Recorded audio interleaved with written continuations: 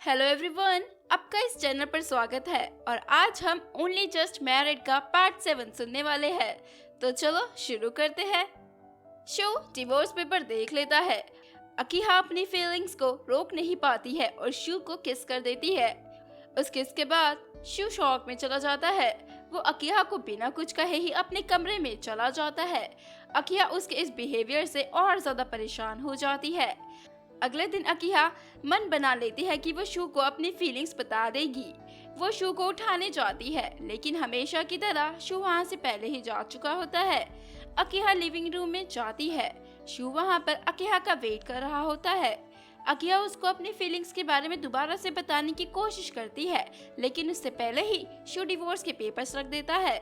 शू को लगता है कि अकीहा उससे डिवोर्स इसलिए चाहती है क्योंकि उसने अकीहा को किस किया था और उसी का बदला लेने के लिए अकीहा ने भी उसे किस कर दिया।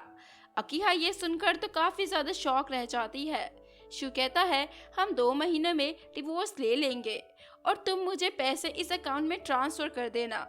ये कहकर शू अपनी वेडिंग रिंग को निकाल देता है और अकीहा को भी ऐसा करने को कहता है।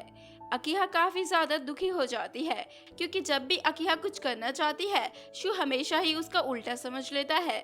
इसके बाद शू ऑफिस चला जाता है। वहाँ पर सीनियर शू को बताता है कि मुझे परफॉर्मेंस के लिए ट्रॉफी मिली है। ये कहकर वो शू के चिक पर किस करता है, लेकिन शू सीनियर को रोक देता है। तब सीनियर कहता है, मुझसे गलती हो गई। तुम्हें पता है, कल मैंने अपनी वाइफ को किस कर दिया था तो उसने मुझे कहा कि ये हैरेसमेंट है। बिना पूछे किसी को किस करना हैरेसमेंट होती है। अब तुम ही मुझे बताओ, क्या मैं अपनी वाइफ को किस भी नहीं कर सकता? शू सीनियर को कहता है, क्या ऐसे किसी किस से डिवोर्स भी हो सकता है? कल मेरी वाइफ ने भी मुझे किस कर दिया था, लेकिन उससे मुझे हैरेसमेंट वाली फीलिंग नहीं आई। सीनियर ये सुनकर हैरान रह जाता है और समझ जाता है कि शू अपनी वाइफ को बहुत पसंद करता है, लेकिन ये बात शू को नहीं पता। शू का कलीग इनोए उससे हेल्प मांगता है। वो कहता है, क्या तुम मेरी जगह नेक्स्ट प्रोजेक्ट को संभाल सकते हो? शू उसके लिए हाँ कर देता है। इसके बाद शू और इनोए क्लाइंट से मिलने जाते हैं। शू क्लाइंट को देखने के बाद उससे अपनी आंखें नहीं हटा पाता क्योंकि वो क्लाइंट मिहारू की फोटोकॉपी होती है। उसका नाम नोगामी होता है। नोगामी ये नोटिस कर लेती है कि शू उसे बड़ी देर से घूर घूर के देख रहा है, तो वो शू से पूछती है, क्या बात है? शू उससे पूछता है, तुम्हारा ब्लड ग्रुप क्या है? तुम कहाँ पर रहती हो? तुम्हारे कितने सिबलिंग्स है? शू का कलीग शू को समझाता है कि ये सब पूछना ठीक नहीं है। तब नोगामी उसके क्वेश्चन का आंसर करती है। आंसर को सुनने के बाद ये क्लियर हो जाता है कि नोगामी मिहारू से किसी भी तरह रिलेटेड नहीं है। शू नोगामी को कहता है, मेरी एक रिलेटिव है जो तुम्हारी हूबहू दिखती है, इसलिए ही मैंने तुमसे ये सब पूछा। शू मीटिंग के लिए जा रहा होता है। तभी मामिया उसके पास आती है और शू की वेडिंग रिंग ना देखकर उससे क्वेश्चन पूछने लगती है। मामिया कहती है, तुमने अपनी वेडिंग रिंग इसलिए निकाल दी क्योंकि डेट पे हो चुका है, या फिर तुम्हारा वन साइडेड लव अब खत्म हो चुका है, तो तुम्हें अकीहा की अब कोई जरूरत नहीं है। शू उसके क्वेश्चन का आंसर देना जरूरी नहीं समझता तो चला जाता है। ये सारी बातें नोगामी सुन लेती है। शू के चले जाने के बाद नोगामी मामिया को कहती है, तो शू मैरिड है। मामिया उसको देखकर हैरान रह जाती है और समझ जाते हैं कि प्रॉब्लम अभी शुरू होने ही वाली है। शू और नोगामी काम के लिए अकीहा के ऑफिस जाते हैं। अकीहा नोगामी को देखकर उसे मिहारू समझ लेती है। तब शू उसे सब कुछ बताता है। नोगामी अकीहा को कहती है, तुम्हारे हस्बैंड ने मेरा बहुत ही अच्छा ध्यान रखा है, वो बहुत ही अच्छा इंसान है। शू प्रोजेक्ट के लिए अकीहा को नहीं चुनता, जिससे अकीहा दुखी हो जाती है। बॉस इस बारे में अकीहा से पूछता है। वो कहता है, तुम दोनों के बीच में कुछ हुआ है क्या? अकीहा बॉस को कुछ बताती नहीं है। इसके बाद एक अच्छी वाइफ की तरह अकीहा नोगामी का सोशल मीडिया चेक करना शुरू कर देती है।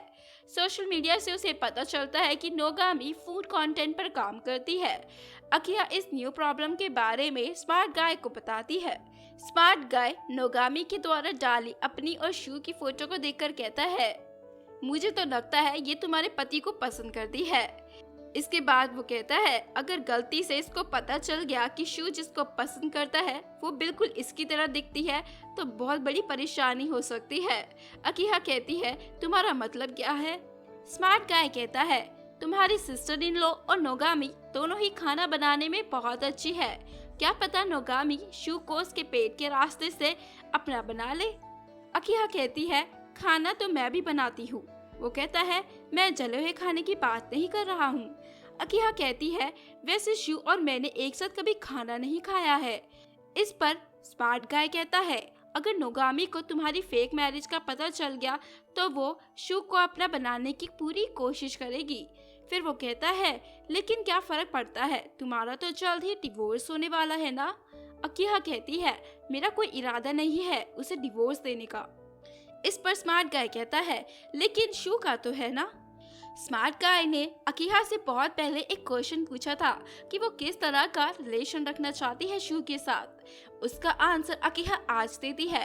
अकिहा कहती है, मेरे लिए वन साइडेड लव इजी नहीं है, इसलिए मैंने डिसाइड कर लिया है कि मैं शू को अपनी फीलिंग्स के बारे में बता दूंगी। ये सुनकर वो दुखी हो जाता है और कहता है, लगता है अकिहा तुमको लेकर मैं सीरियस हूँ। इनडायरेक्टली वो अपनी फीलिंग्स के बारे में अकिहा को बताता है। इस पर अकिहा कहती है, इस समय मैं तुमसे ज्यादा सीरियस हूँ। नोगामी प्रोजेक्ट के लिए शूट कर रही होती है। वो शू को कहती है, मैं तुम्हारी सिस्टर इन लॉ की तरह दिखती हूँ ना, तभी तुम मुझे घूर घूर कर देख रहे थे। शू कहता है, हाँ, लेकिन इस बारे में तुम्हें कैसे पता चला। नोगामी कहती है, मैंने गलती से तुम्हारी और कलीग की बातें सुन ली थी। अगर मुझे इस बारे में पता नहीं चलता तो मुझे लगता कि तुम मुझे पसंद करते हो। शूज को ऐसा फील करवाने के लिए उसे माफी मांगता है। वो शू को कहती है, मुझे इससे कोई प्रॉब्लम नहीं है, क्या तुम्हें है। शूज की बात सुनकर चौंक जाता है, क्योंकि शू बहुत सीधा इंसान है, इसलिए वो नोगामी के इरादों को समझ नहीं पाता है। ऑफिस में अकिहा देखती है कि नोगामी ने शू के साथ अपनी फोटो पर हैशटैग करके लिखा है, can't resist against the type. ये देखकर अकिहा भी कुछ करने का सोचती है। बॉस अकिहा के हाथ में रिंग को देखने की कोशिश कर रहा होता है। कोसागी बॉस को पूछती है, आप ये क्या कर रहे हो। बॉस कहता है, क्या तुमने अकिहा की फिंगर पर वेडिंग रिंग देखी आज। कोसागी कहती है, मुझे नहीं पता। बॉस के जाने के बाद कोसागी का ध्यान बॉस की फिंगर पर जाता है। तब उसे पता चलता है कि बॉस ने भी वेडिंग रिंग नहीं पहनी है। स्मार्ट गाय शू से मिलता है और कहता है, मुझे अकी ने बताया कि तुम मुझसे डिवोर्स ले रहे हो। क्या अकिहा ने तुम्हें अभी तक कुछ बताया है। शू कहता है, तुम किस बात के बारे में बात कर रहे हो। ये जानकर स्मार्ट गाय खुश हो जाता है कि अकिहा ने अभी तक अपना लव कन्फेस नहीं किया है।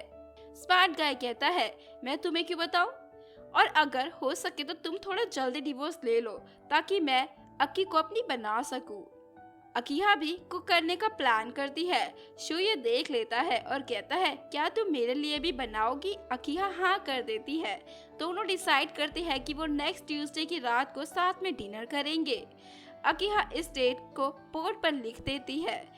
कोसागी बॉस को वाइफ से मिलते हुए देख लेती है। उनकी बातों से उसे समझ आ जाता है कि बॉस का भी डिवोर्स हो गया है। शू नोगामी के लिए फूड टेस्ट करने के लिए जाता है। नोगामी इंटेंशनली वो वाला कैफे चूज करती है जहाँ पर बाहर से लाए हुए खाने को नहीं खाया जा सकता। तब शू कहता है, क्यों ना हम मेरे घर पर चले। नोगामी अपने प्लान में सक्सेसफुल हो जाती है। वो शू से पूछती है, तुम्हारी सिस्टर इन लॉ कैसी पर्सन है। शू कहता है, वो कुकिंग में बहुत अच्छी है और बहुत ही काइंड पर्सन भी है। वो जब शू को स्वीट दे रही होती है तभी उसकी नज़र पोर्ट पर चली जाती है। इसके बाद वो जाने लगती है। उसी समय अकिहा घर आती है। वो अकिहा को कहती है, मुझे पता चल गया है तुम्हारी ये फेक मैरिज के बारे में। मुझे लगता है कि मैं शू के साथ इस घर में ज़्यादा अच्छी लगूंगी। ये सुनकर अकिहा कहती है, इसके सिर्फ चेहरा ही मिहारू से मिलता है, बाकी ये मिहारू जैसी है नहीं।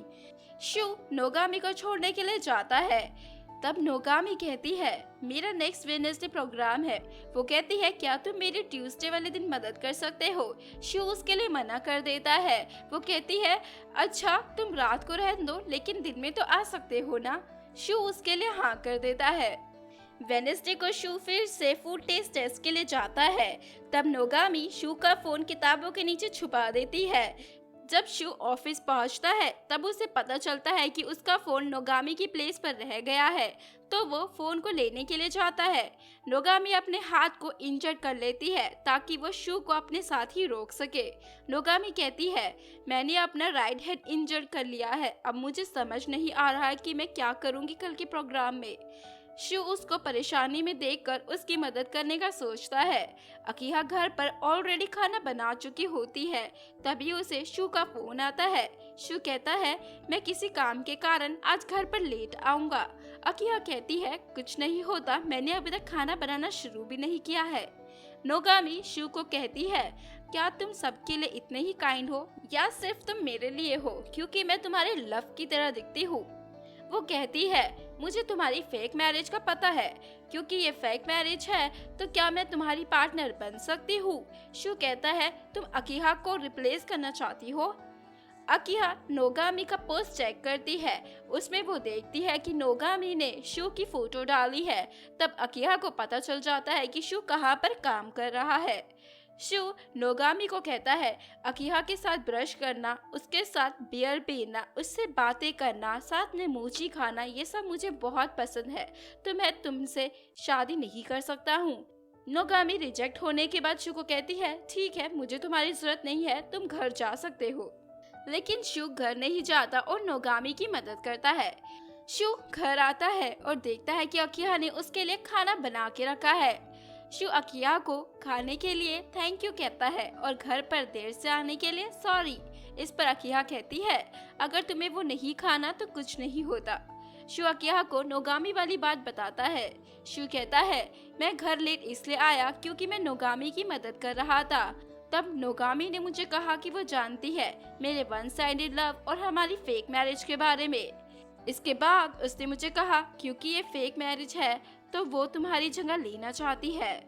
उसकी ये बात सुनकर मुझे रियलाइज हुआ कि अकीहा, तुम्हारी जगह कोई भी नहीं ले सकता, मेरे लिए सिर्फ तुम हो। मुझे खुद भी नहीं पता कि ये सब कब शुरू हुआ। ये कहकर वो जाने लगता है। अकीहा शू को रोकती है और उसे आई लव यू कह देती है। शू उसका कन्फेशन को एक्सेप्ट कर लेता है और रिटर्न में उसको भी आई लव यू टू कहता है। और इसी के साथ हमारे पार्ट 7 की एंडिंग होती है। Thank you for watching.